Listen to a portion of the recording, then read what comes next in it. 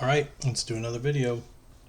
This one's for homework 8 for your quiz, which is coming up Friday. What's it say?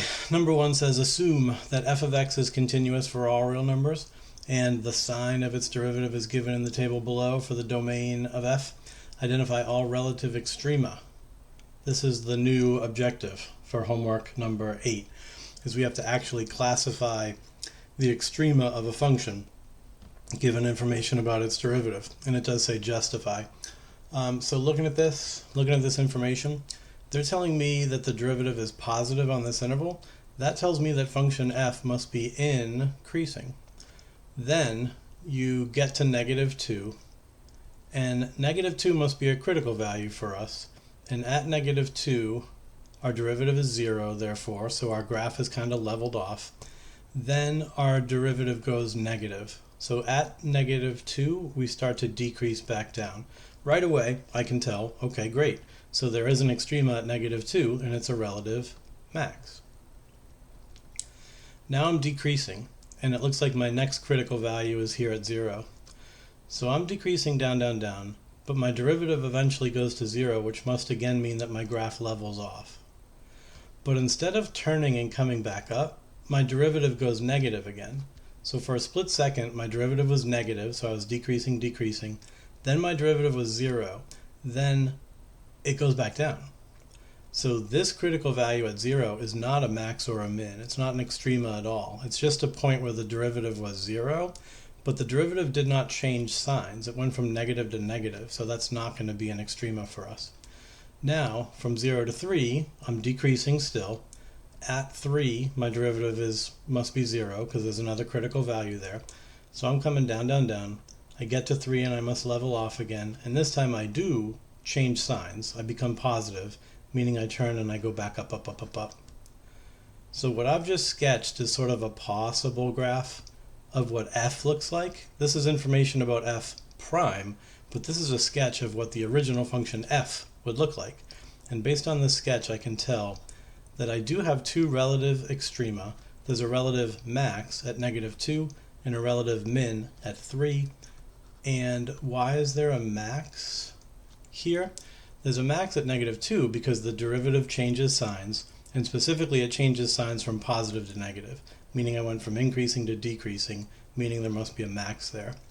Now the derivative changes signs again at 3, so there is another extrema, but it's a min because we specifically go from negative to positive.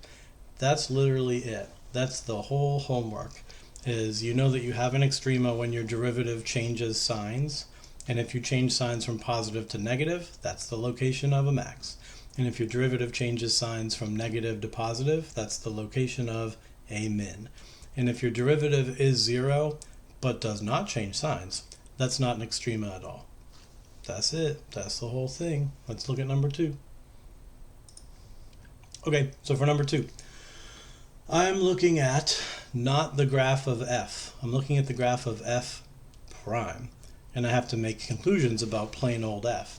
So again, the critical values are the zeros of this function, and I see 3 zeros because the zeros are my x-intercepts. Now at -2, I do see my derivative changing signs. My derivative goes from positive to negative. So I know there is, I'll say f has a relative max at x equals -2. And my justification is because f prime changes from positive to negative there.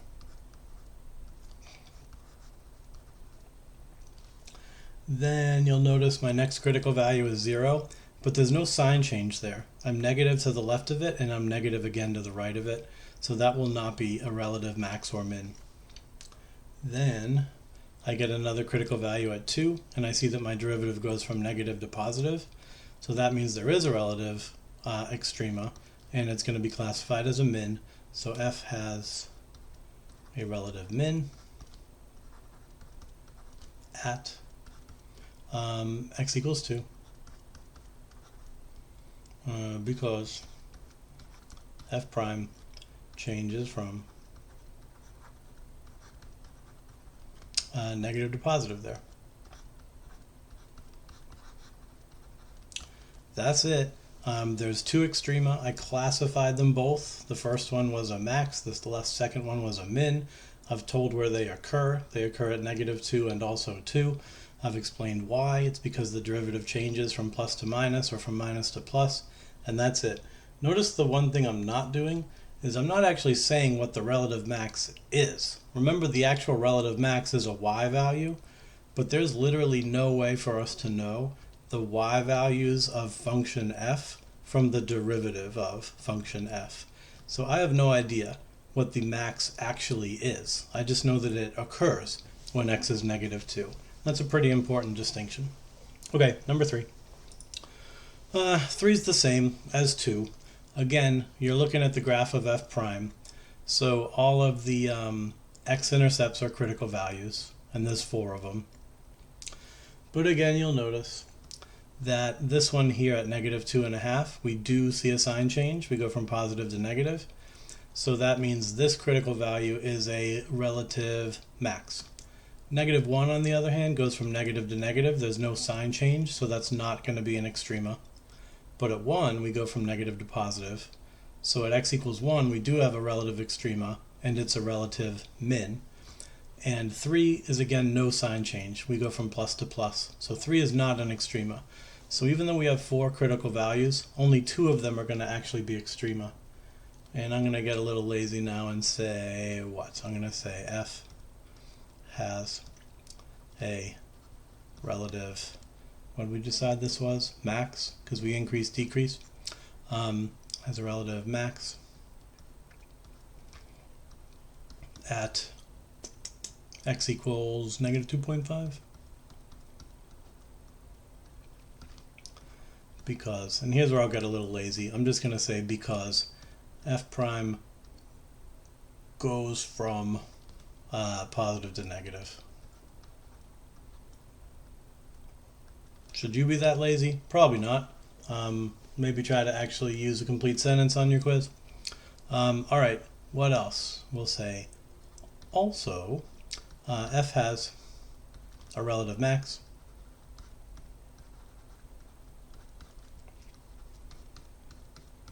at x equals 1. It's this guy, because f prime goes from negative to positive. There you go. There's our classifications of our relative extrema. 4. Okay, so for 4, they're giving us a function now instead of a graph. That certainly makes things a little bit harder, but at least they're not giving us g. They're giving us g prime. So I don't have to do the derivative. This is the derivative. And I would want to find the critical values like I was doing before. So I've got a factor and a factor. I'll set the whole thing equal to 0. And to solve this, I'll take each factor one at a time. I'll set the x plus 4 equal to 0, and I'll solve that, and that'll give me some solutions. It gives me -4. That is now a critical value. I'll take the other factor, which is e to the power of x. I'll set that equal to 0, and hopefully you remember me saying that that has no solution. And hopefully you even remember me telling you why it has no solution. And for me, the easiest way to think about why it has no solution is to think about the graph of it. And the graph of e to the x is that it has a horizontal asymptote at 0. And then it just is asymptotic, and it grows, like that. So this thing only equals 0 when it crosses the x-axis, and it never crosses the x-axis. It's asymptotic. So we know that this second factor doesn't give us any zeros. The first factor gives us 1 0 at -4. So that's my only critical value. But don't forget, it might be extraneous, so we are supposed to technically plug it back into the original, but we don't even have the original to plug into, so I don't really know if it's extraneous or not. I'm going to go ahead and assume that it is not. Now here's the thing, is it a max or a min? It depends on how my derivative behaves on either side of it, right? Doesn't it sound like we should probably build ourselves a sign chart then, to investigate whether we go from plus to minus or minus to plus? So -4 itself, of course, gives us 0. but I'm wondering what's happening to the left of -4. And I'm wondering what's happening to the right of -4. And I'm wondering why my stinky old tablet wants to turn 4s into 9s all the time. All right, but again, we'll just test our derivative. Here's our derivative right here. It's x plus 4 times e to the x. And we already just said that e to the x is always positive. So clearly for a very large negative plus 4 will be negative. But e to the large negative will still be greater than 0. It'll be a positive. So we're negative to the left of -4. And to the right, if we plug in a positive, then we get a positive times a positive. So we're positive. So that information, I need that information so that I can classify -4 not as a max, but as a min, because we're decreasing and then increasing. So we're done. We can finally write out our sentence and say G has a relative min at x equals -4 because G prime goes from negative to positive at x equals -4. So again, remember, this sentence here is really the answer to the question. Everything else is work that justifies this answer. Okay. Number 5. So you got a quadratic, and so to find the critical values, we would want to factor this. We'll set it equal to 0, factor it. Very easy to factor. X plus 4, x plus 1. So we pretty quickly get our two critical values of -4 and -1. Again, though, we have to build a sign chart so that we can test the behavior of the derivative on either side. So -4 gets its own column, -1 gets its own column, and of course the three intervals defined by those two critical values get their own columns. So -infinity to -4, -4 to -1, and -1 to infinity. And -4 gives 0 when we plug in, -1 gives 0 when we plug in. What's the actual derivative do? Well, again, remember, we're testing the factored form. For me, that's the easiest way to go. So if you've got an x plus 4 and an x plus 1, then for a value of x less than -4, for a very large negative number, we would get a thing that's negative and a thing that's negative, which gives a thing that's positive. Then between here and here, like at -2, let's say, this guy will be positive, but this guy will be negative, so we'll get a negative.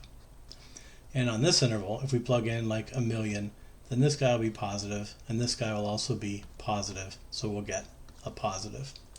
So based on those results, I'm now ready to say that -4 for us is going to be a relative max, because we go from increasing to decreasing, and -1 is going to be a relative min, because we go from decreasing to increasing, and then you just write up a sentence that says that.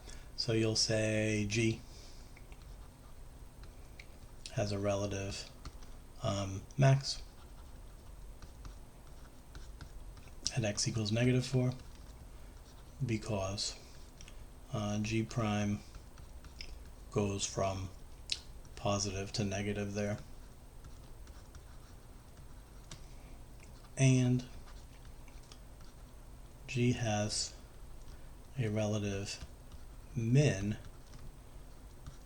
at x equals -1 because G prime goes from negative to positive there.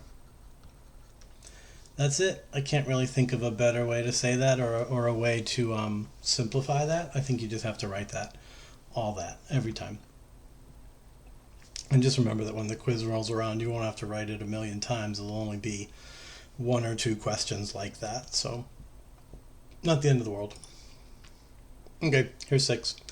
So 6 is another derivative. We need to find the zeros of it. Now, if I had to do that by hand, it seems like that would be pretty bad. But notice we have new instructions now. It says specifically that we may use a calculator. So let's Oops, let's go get our calculator. Boop, and boop, and boop, boop.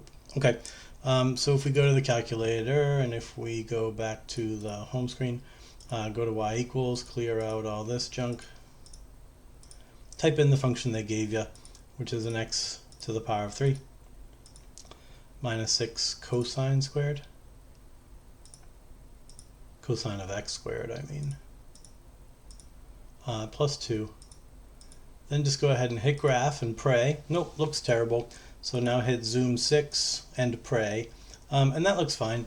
It's not great. I'd probably want to zoom in because remember, what I'm interested in here are the x-intercepts, right? So I could always do this. Whoops. Could always just drag that over. I want that screen. Sorry. All right, so I can just kind of blow this up and you guys can see what's going on a little, but you need to be able to see it in your calculator. But it certainly looks to me like I'm getting zeros of about -2 and about -1-ish and about 1-ish. But I need those values exact, right? So this is not really good. I may want to zoom in on my calculator a bit. And so just plan this out. -3 to 3 is perfectly fine on the x-axis, right? So use that window, -3 to 3. And as far as the y's go, I don't really need to see the top and bottom of the graph. I need to see what's going on at the axis. So you might want to zoom in and just do like -2 to 2. And if I hit graph now, I should get a pretty good, at least a much better view on what my intercepts are. And notice this guy at 1, it looks like it's at 1, but the looks can be deceiving. If you go to your table and enter in 1, that ain't it. That's not 0. So our actual 0 is a little before 1. So we have to find it. So like it or not, you have to go second calc and do option 2 to find the zeros. And we just have to do that 3 times to find all 3 zeros. So I'm going to go ahead and press 2. We can use the arrow keys to navigate around, or you can just eyeball this. It looks to me like one of my answers is like -1.9-ish. So my left bound can be -2.2. You just enter that number. It'll put a line there. If the line's not in the right place, then fix it. But -1.5 should be a good number to the right, and it is. And my guess would be -1.9, and press enter. And it's finding the right point for me, and it's -1.922. So I'm going to write that down. -1.922.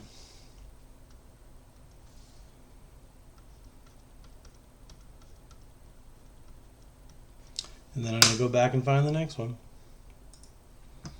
And for the next one, I hit second calc. I choose option 2 again. Now this one looks more like it's -1.2-ish. So I'm going to go to -1.5-ish. That'll be my left bound, or my left bound. My right bound can be like -0.8. That'll go there. And -1.2 we said was a good guess. And lo and behold, it's -1.250.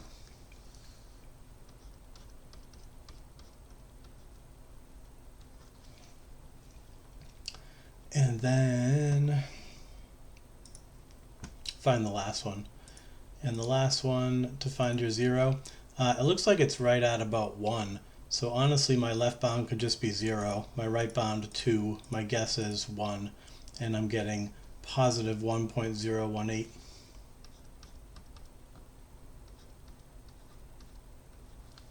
Okay. Now, those are my 3 critical values. And I can just pull the behavior of the derivative right off of the graph. Let me just pull the graph in so I don't keep losing it. Drag. Okay, there he is. So looking at that guy, I can see that my derivative goes from negative to positive for this critical value.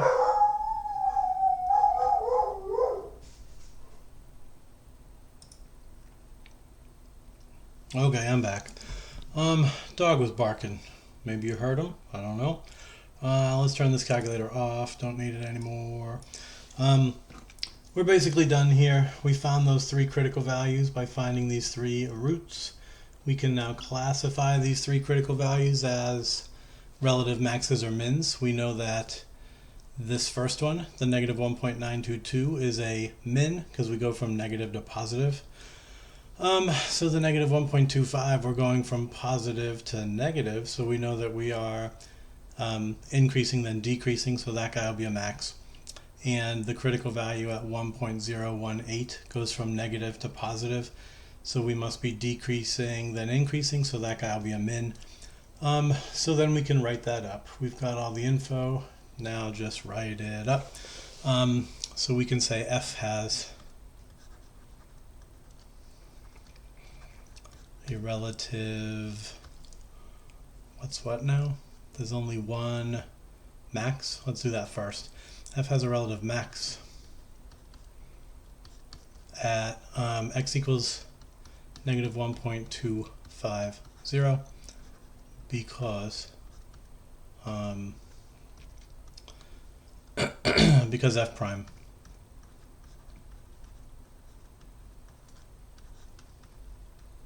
changes from positive to negative there, and F has relative minima at x equals negative 1.922 and x equals positive 1.018.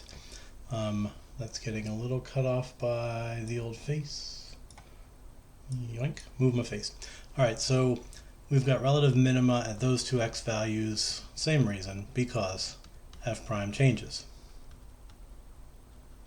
from negative to positive there. So again, I mean, at both of those locations we change from negative to positive, so both of those x values are the locations of relative minima. That's it, another one down. And 7's the same deal. Again, we would just go to our calculator and graph this thing. So I don't know, I'd like to think you can do this on your own, but I'll do it with you, just in case. So out comes the calculator again. We go to y equals and we enter this new function, and it's going to be parentheses 2 minus ln x, close, all over x squared. Press graph. This window is pretty bad, so I'll zoom 6. And that window is not a heck of a lot better. It's pretty unclear whether we're asymptotic here or whether we actually cross the axis. Yoink. So looking at this, you could certainly make a case that it comes down and is asymptotic to the x-axis, but that would not be true, because if you set this equal to 0, then you would know that any 0 of the numerator is a 0 of the whole function.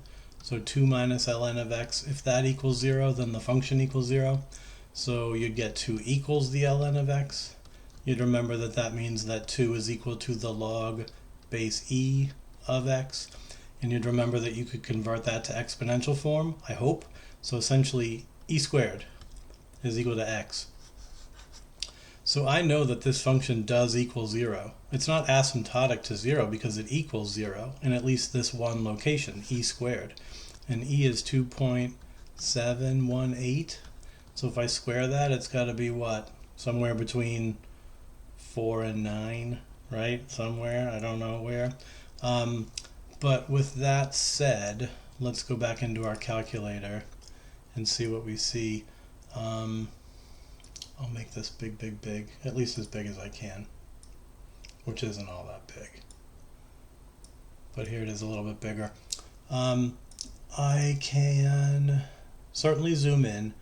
If I set my window, we know that we're hitting 0 somewhere between the 4 and the 9. and I can zoom way in on the axis. Let's go negative 0.2 to 0.2. So we're pretty close to the axis. And if I hit graph now, it's still not really all that evident. I don't know why this means so much to me, by the way, but 0.002 to 0.002? I kind of just want you to see that, yep, look, we definitely crossed the axis and it's there. So I don't think I need to be super zoomed in like this. I can go back to just a standard window, and I can still try to find that point of intersection by going second calc, find the 0 using option 2. Just let your left bound be like 0. Just go way the heck over. Let your right bound be 10. Way the heck on the other side, and then pick 5. And if there's anything in between 0 and 10, it'll find it. And it found it. And it's 7.389, which, by the way, is that what e squared is? Let's find out. Oh my god, it is 7.389. Okay, so this problem was good because you guys are seeing how we could actually do the algebra by hand to find that it's 7.389. That's it. And we saw the graph. The graph pulled one of these. It's coming down, and then it does hit somewhere, and then it's under, and it does stay under. I think it's going to come back up, and it will be asymptotic to 0, but it's asymptotic to 0 from below. So we do get this one place where our derivative changes signs. And by the way, we change signs from positive to negative, which means the original function f must have been increasing and then decreasing. So we know that this critical value that we found at 7.389 is a relative max. So we can write that up, and we can say f has a relative max at, and we could say 7.389, but since we actually know the exact value of e squared, let's use that. And we'll say since f prime changes signs from positive to negative there. And that's a good one. Oh, rats. There's that last sentence. So you can see my whole answer now. But you know, algebraically we could find the exact value of our critical value to be e squared, but we can use our calculator to find that point of intersection with the x-axis, and we get the decimal approximation of 7.389. But sometimes the decimal isn't good enough. Sometimes I do expect you to be able to do the algebra by hand. So hopefully you understand how I got the e squared. Moving on.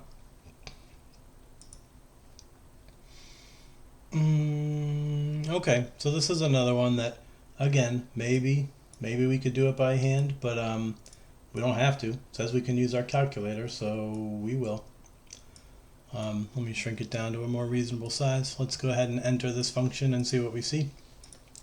It's going to be the square root of x to the 4th plus 2. And all that's under the radical. Then it's plus an x squared. And then it's minus 5x. And I'll hit graph.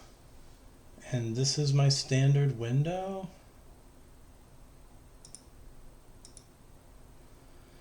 So it just looks like a parabola. Is that what it ought to look like? The square root of x squared would be basically an x, or the square root of x to the 4th would be basically an x squared plus another x squared minus a 5. It looks like that definitely should act essentially like a quadratic function. So okay, I'm not that weirded out by the fact that this looks quadratic. So again, I can pull this graph out and just give you guys a better look at it. But it certainly looks like our only critical values would be these two x-intercepts. And I don't feel like solving for them by hand, so we'll use our calculator again.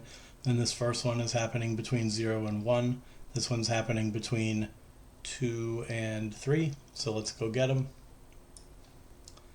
And we get them by hitting second calc, choosing option 2 for 0. and my left bound can be 0, my right bound can be 1, and my guess can be 0.5. And out pops my 0 at 0.302.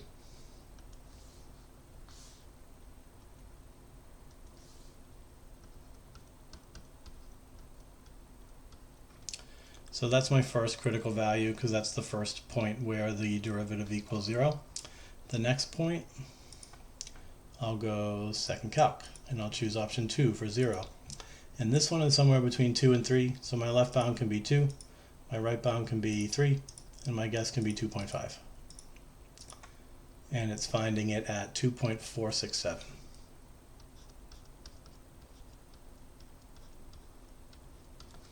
Okay, that's it. And from here, again, I can just use the graph to sort of build, essentially a sign chart. On the quiz, we might have to more formally build a sign chart and say, we're going from positive, negative, positive. So if we had to actually build out a sign chart, let's just call these x1 and x2. But at x1 we're getting 0, at x2 we're getting 0, and then on these intervals we're getting the plus minus plus. So if you had to build out a formal sign chart, you could still build it and you just base it off of the graph of the derivative. But based on this information, we are concluding that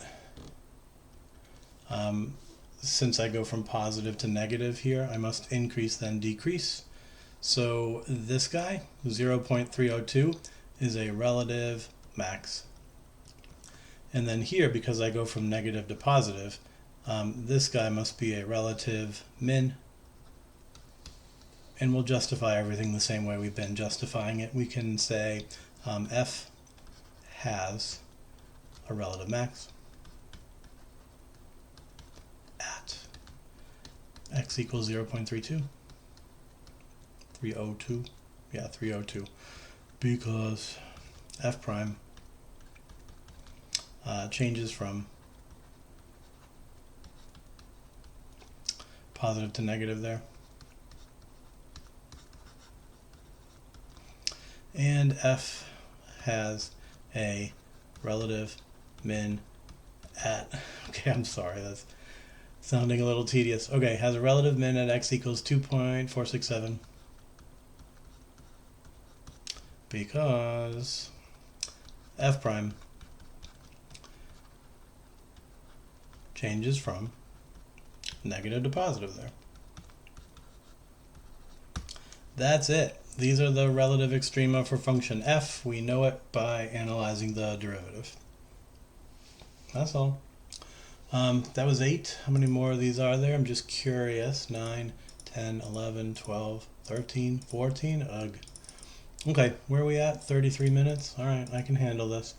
So number 9, things get a little more interesting here anyway, because again, we have to actually do the derivative ourselves now, find the extrema ourselves, actually build the sign chart. And again, we're supposed to be doing it all by hand again, no more calculator.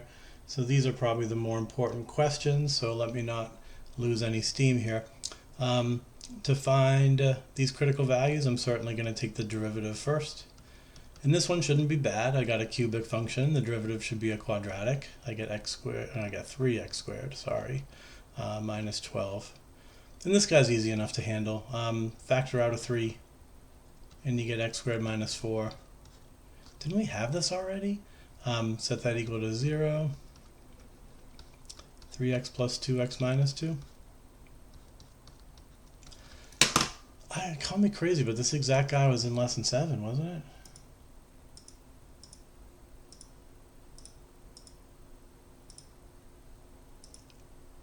Or am I just remembering doing this in class?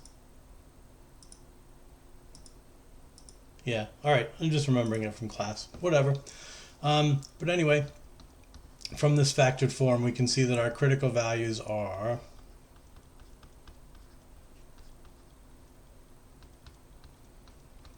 x equals -2 and +2.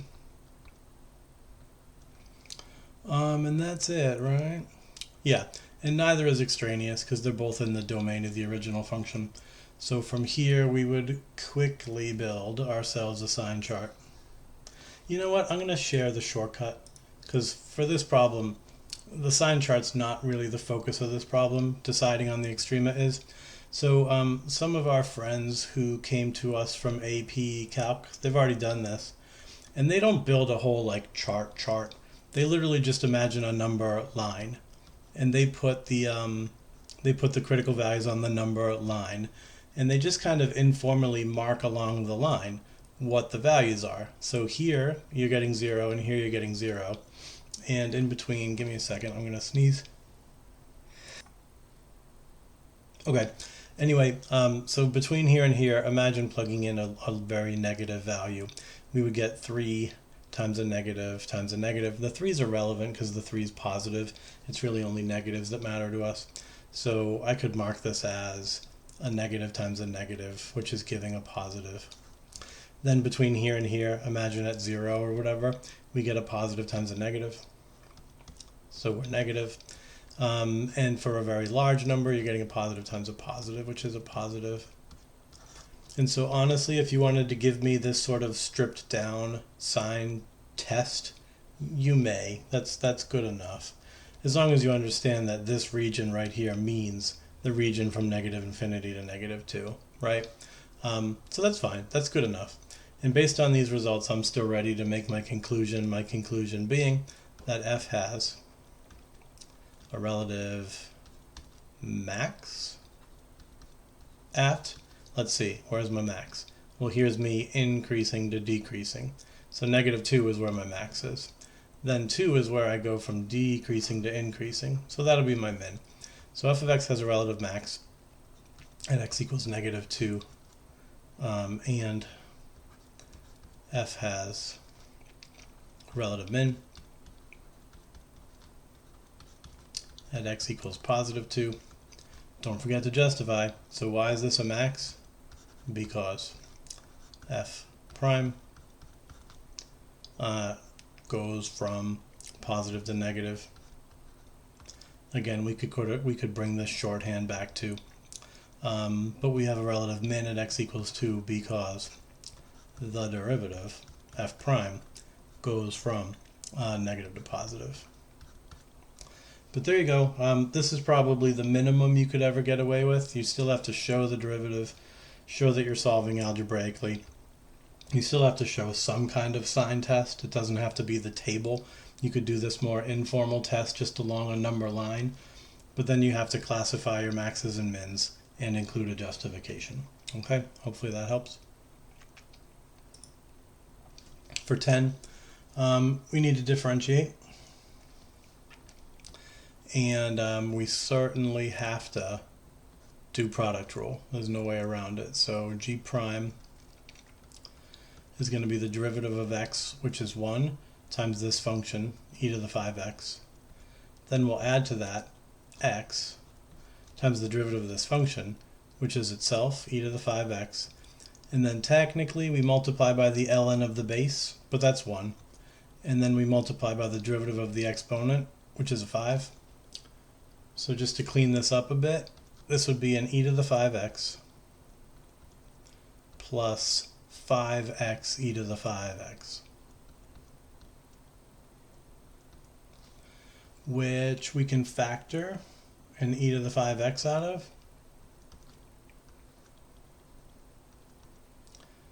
To be left with just 1 plus 5x. And again, as we look at this, I see 2 factors. So if I'm setting this equal to 0 now and solving to get my critical values, I'll pull this first guy. And just like e to the plain old x never equals 0, e to the 5x won't equal 0 either. And that guy's graph is still going to be asymptotic and just growing. The only effect of the 5 is to make us grow faster, but we'll still be asymptotic to 0 and never equaling 0. So this doesn't give us any solutions. It doesn't give us any critical values. This guy does though. 1 plus 5x equals 0. Subtract 1, 5x equals negative 1. Divide by 5, x equals negative 1/5. So that for us is a critical value. And I remember doing this one in class too. We get kind of an interesting result. So, what just happened? The calculator was not always there, was it? Can I get rid of it like that? Oh, I think I'm learning something. All right, you guys should be seeing the calculator right now, right? And now you're not. Now you are. Now you're not. Now you are. I hope that's working. I'm going to check back in the video. But let's enter this function. We're going to enter in... You know what? I don't know what to enter. Let's enter the original function, I guess, and see what we see. X e to the 5x.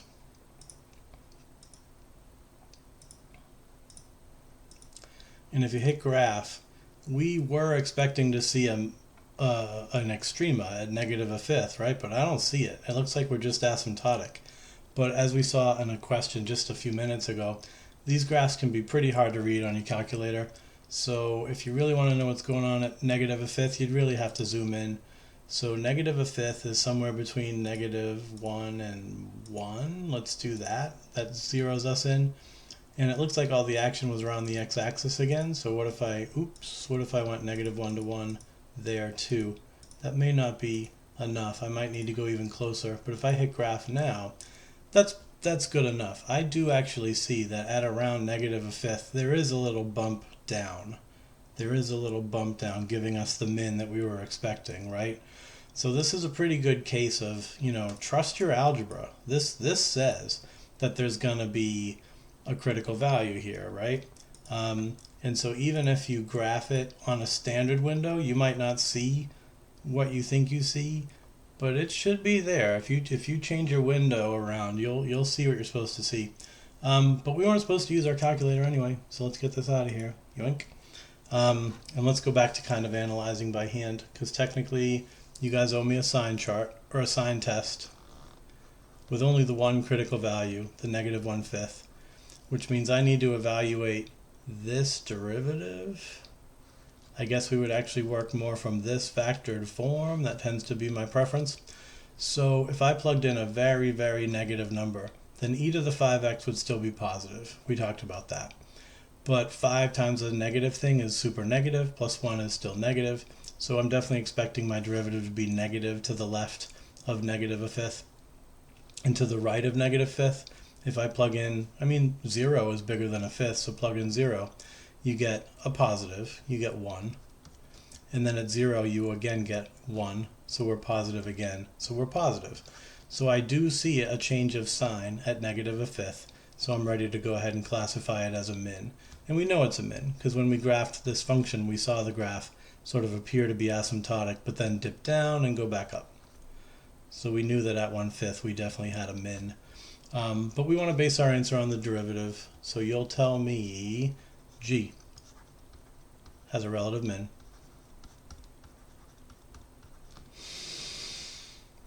at x equals -5th,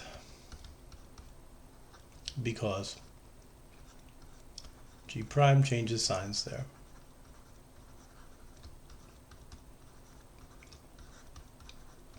Specifically, it changes sign from negative to positive.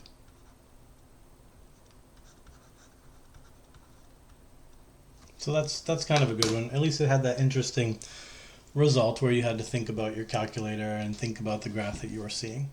So what about 11?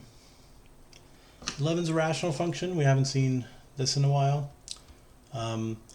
So to get this derivative, I would certainly rewrite this first. You don't have to. You could do quotient rule if you want to, but I certainly tend to prefer product rule. So I'll bring the x plus 1 up, and I'll just raise it to the -1 power. Now I can do my derivative using product rule, and that should work out. So h prime of x will be the derivative of the x cubed, which is 3x squared, and then leave this alone. It'll be x plus 1 to the -1. Then we'll add to that the x cubed, left alone, times this derivative, which is going to give me a factor of -1, times x plus 1, now to the power of -2. And technically I multiply by the derivative of the inside, but the derivative of the inside is just a 1. But here's all the pieces of my derivative, and we can start to clean it up now. This will give the 3x squared in the numerator, and we'll push the x plus 1 back down to the denominator and raise it to the power of positive 1. Then we'll add to that. I guess we won't add after all. We'll subtract, because this negative 1, we can just let that turn this into subtraction. So now we're subtracting another fraction that just has x cubed in the numerator, and it has an x plus 1 squared in the denominator.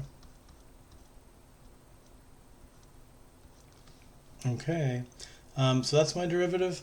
If I want to set this equal to 0 and solve, though, I'd want to combine these terms. And to combine them, I would just need common denominator. So what you can't do is you can't square the bottom and square the top. That doesn't work. Think about why that doesn't work. If you had 3/4, isn't 3/4 0.75, right? So is it a legal step to take 3/4 and square the bottom and square the top? Well, that would make 9/16. 9/16 is not 0.75 anymore. You've changed the value of the fraction when you square the top and square the bottom. That's not a legal step. Another way to think about it is just think about when you square the top and square the bottom, you're multiplying the bottom by 4 and you're multiplying the top by 3. The rule is you have to do the same thing to the top and bottom. When you square the top and bottom, it feels like you're doing the same thing, but you're doing different things. You're multiplying the bottom by the bottom and the top by the top, and if the top and bottom are different things, that's an illegal step. So do not do that. What you may do is multiply by x plus 1 over x plus 1.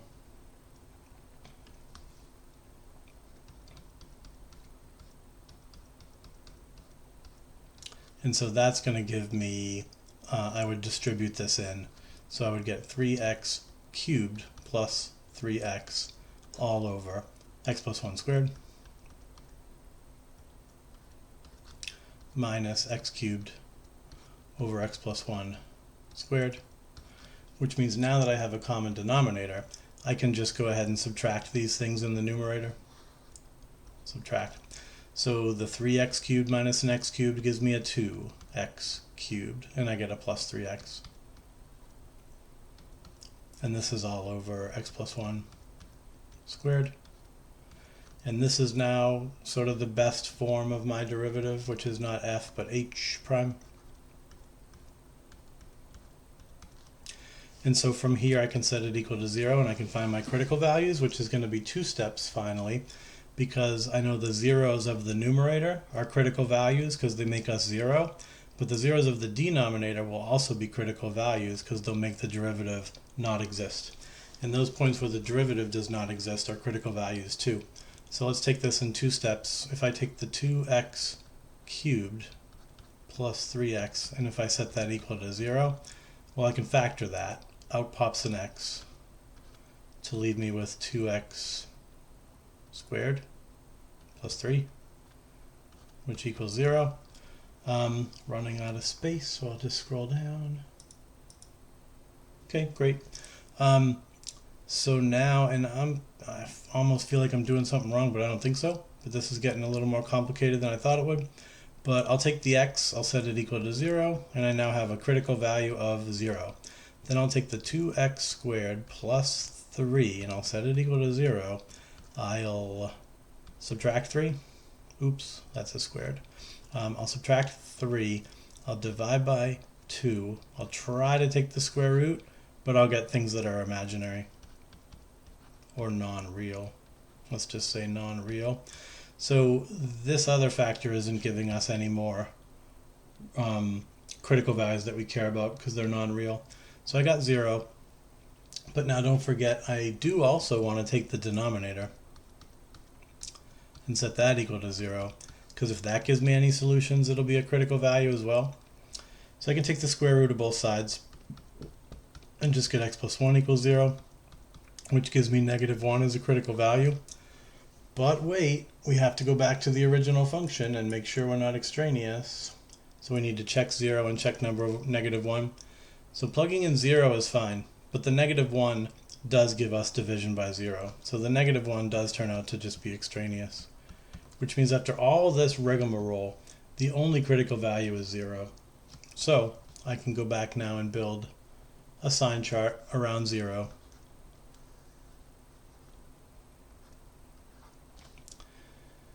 And I guess I would consider this form of my derivative. Maybe I would consider the form where the x is factored out, actually. So when we factored out the x, we had what? 2x squared plus 3. So this will be a bit of a complicated sign check, but for a negative value, our derivative is a fraction. Obviously, x will be negative. 2x squared plus 3, a negative squared is a positive, plus 3 is a positive. So in my numerator, I'm getting a negative times a positive. And then downstairs, I'm getting a negative squared, which is a positive. So overall, I'm getting a negative to the left of 0. Then to the right of 0, x will be positive. And a positive squared plus 3 is a positive. And downstairs, a positive plus 1 squared is a positive. So it's a positive. So as near as I can tell, based on this algebra, this graph has only one extreme value, and it occurs at 0, and it's a min. Looks like a little smiley face. It's kind of cute. But anyway, I don't know. I'm having some doubts that maybe I made a mistake, so why don't we look at the calculator, right? And let's plug in the function. So it's pretty simple looking. It's just x to the third divided by x plus 1. So I'm going to put that in parentheses. And I feel like I should put the numerator in parentheses too, just in case. But I'll zoom 6. So 0 doesn't really look like it should be an extreme value, but we know what to do. We should zoom in on it, right? So I'll zoom in, zoom 2, right there. I'm going to zoom in again. What's your problem? Zoom. Oh, I tried to do box. Zoom 2. Zoom in. Huh. Alright, that doesn't look like an extreme to me. I wonder if I made a mistake.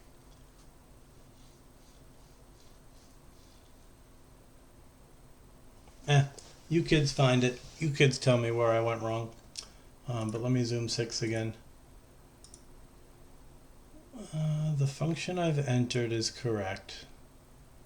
So based on the graph, there should be a min there.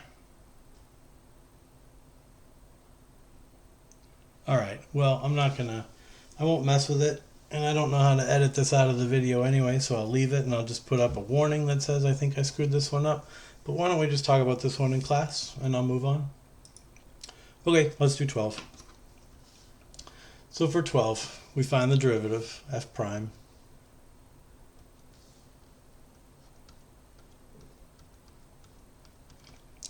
Which is going to be 2/3 x minus 5. If we subtract 1, we get negative 1/3. And technically we multiply by the derivative of the inside, but that's only a 1 again. So for a derivative, I seem to be getting 2 over 3 times the cube root of x minus 5. And so based on that, if we set this equal to 0, the numerator never equals 0. The numerator is 2. The denominator equals 0 only when x is 5. So x equals 5 seems to be our only critical value. And we can run a quick sign check. Again, the numerator is 2. That numerator is always positive.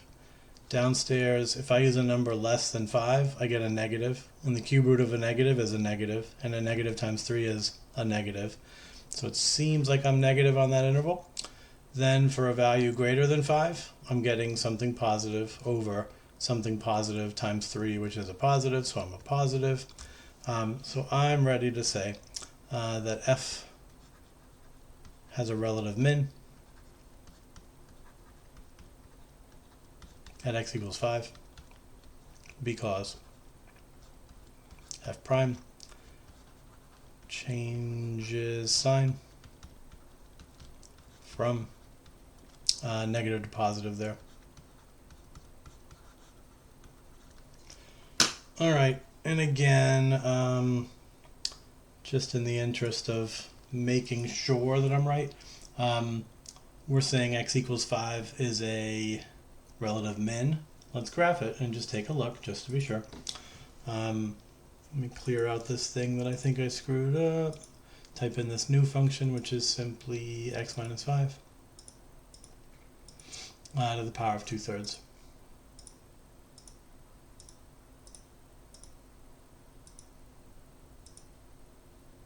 Yeah, okay, so that's great.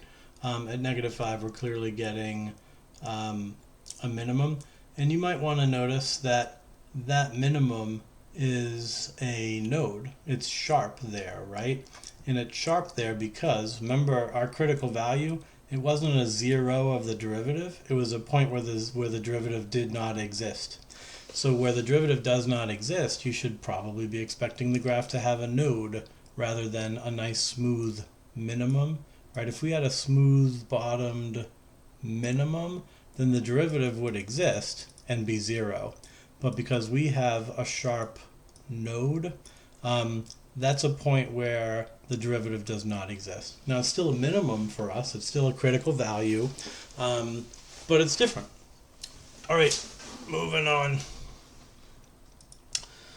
13, what is the maximum value of that function on the open interval from there to there?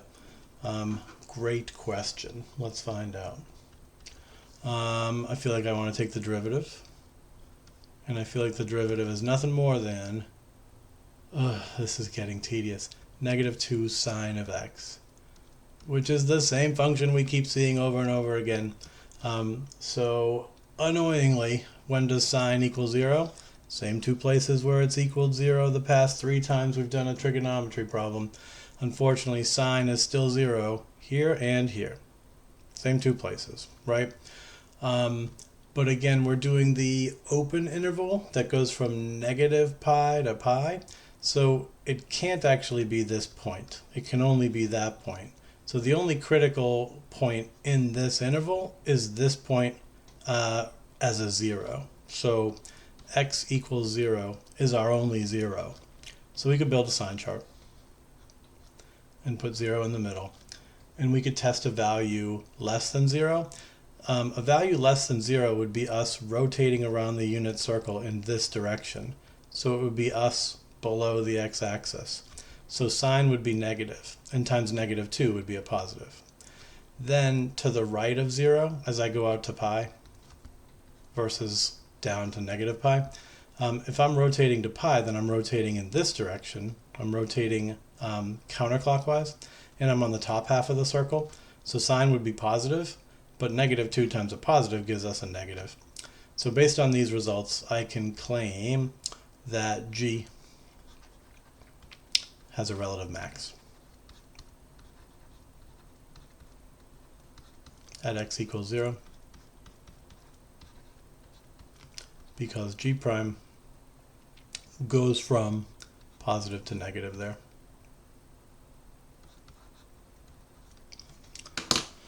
All right, just because I'm enjoying it, let's take a look at the graph. 2 cosine x is all it is. And we do have a restricted domain, so let's go only from -pi to pi.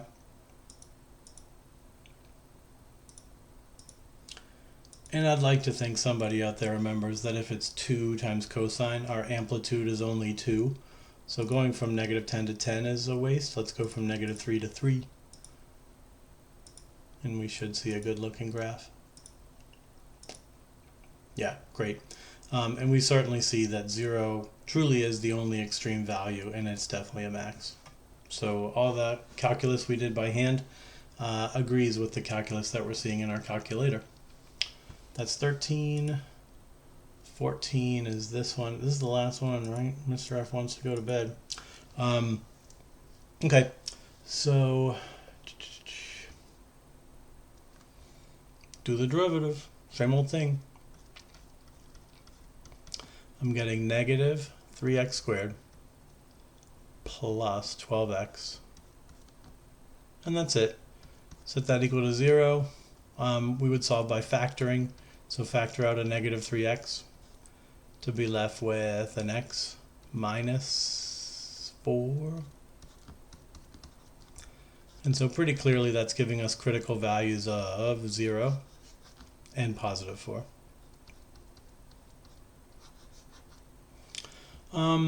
And neither of those are extraneous. Those are both good critical values. So if we were to lay them down on the number line, then we see we have 3 intervals we would want to test. And for values less than 0, I'm getting a negative times a negative.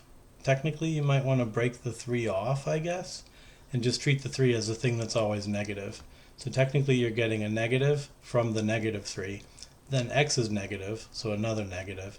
Then x minus 4 would be negative, so negative. And 3 negatives make a negative. Then in the middle, negative 3 is still negative. X is positive now, though, because I'm picking a value greater than 0. But x minus 4 is negative, because I'm plugging in something less than 4. And something smaller than 4, take away 4, is negative. So negative times a negative is a positive. And then when I'm greater than 4, the negative 3 will still be negative, but x will be positive, and x minus 4 will be positive. So that's 1 negative, making us negative. But there's your sign chart. And based on that sign chart, you can conclude that h has a relative, relative something or other. Cool. Let's see, decreasing to increasing. Relative min at x equals 0 because h prime goes from negative to positive there at that x value, and h has a relative max at x equals 4 because h prime goes from positive to negative there. Done. Except you probably want to see some proof. Maybe you don't. But I'm going to show you proof anyway. Plugging in the original function, which I can't see right now. The original function says negative x cubed plus 6x squared minus 3. I'm going to zoom back to a standard window, 10 by 10 by 10. And I definitely see a relative min at 0, just like we said. And I don't see it because it's up off the screen, but a relative max at 4 certainly feels plausible. If you want to see that point, raise your y values up. Go up to 20. Maybe that's high enough. Not high enough. Go up to 40. Maybe that's high enough. It's high enough. And that's looking good. You could always, remember, choose 0, option 0. Enter the 4 and just see if that puts you right at the top of the hill. And it does appear to. So stating that we have a relative max at 4 definitely seems good. Okay. All right. Another video in the books. I hope this one was helpful, and I'll see you tomorrow. Bye.